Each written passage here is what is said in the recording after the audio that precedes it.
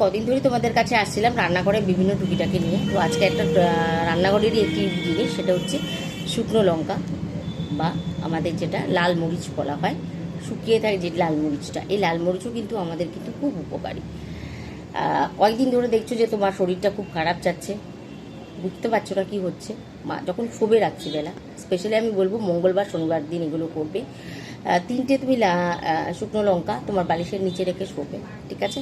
সকালবেলা ঘুম থেকে উঠে ঠাকুর যেরকম নমস্কার করো বা করো, সূর্য প্রণাম করো, করে ওই লাল তিনটে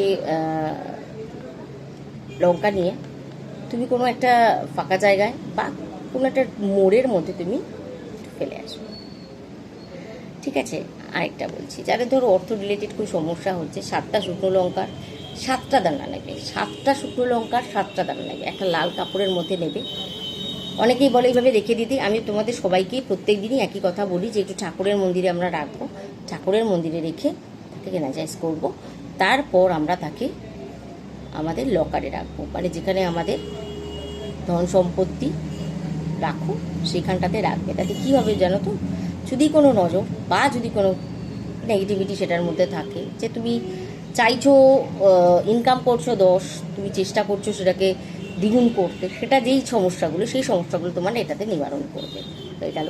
এবার নজর দোষের ক্ষেত্রে বলি, যাদের মানে ধরো মনে হয় যে নজর লেগেছে, বাচ্চাদের বলো বড়োদেরও হয়, ভয় পায় বা হয়, তাতে একটু পান পাতা, তার মধ্যে 3টে শুকনো লঙ্কা, একটু সর্ষে নিয়ে তার গাটা পুড়িয়ে দেবে, দিয়ে সেটাকে বাইরে কোথাও পুড়িয়ে দেবে একটু কর্পূর দিয়ে, ঠিক আছে?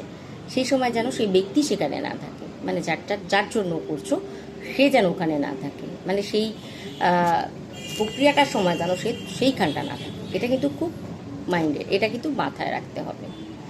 আর দিকটা সবসময় আমি বলবো, যখন তোমরা মানে কাউকে এরকম এই ধরনের প্রক্রিয়াগুলো তোমরা করবে, তখন সবসময় তাদেরকে একটুখানি আমি যেটা বলবো সেটা হচ্ছে, তোমরা সবসময় একটুখানি দক্ষিণ দিকের মাত্রা রাখতে হয়।